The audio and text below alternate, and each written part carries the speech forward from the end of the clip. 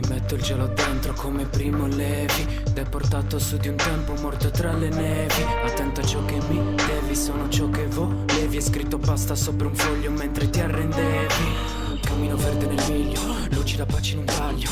Tengo lo stelo di un fiore, se passo quel ponte lo passo lo sveglio.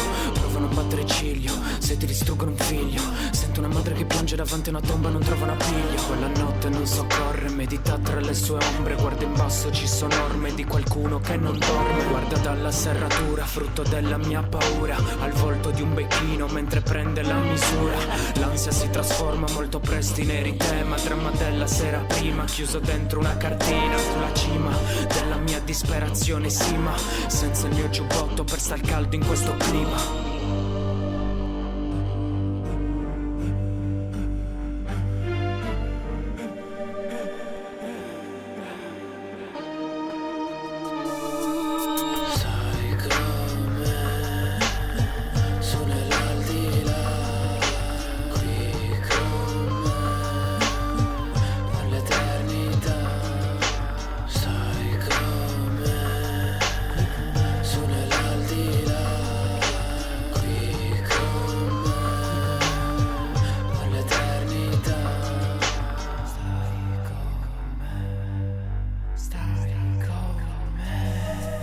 Ho un peso dall'infanzia, so che ti porto l'ansia. Poche boccate di calmante dentro la credenza.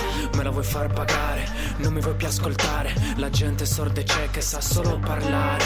Un biglietto solo andata, la mia vita va a puttane. Indifferenza che allontana le persone a me più care. La risata è troppo amara, manco l'alcol mi consola. L'alba di oggi non è chiara, resto basso, volto viola. Mi curano gli eccessi, stessi complessi, contesti complessi. Istinti distruttivi tra pochi interessi. Non ricordo mai chi sei perché non so mai chi sono.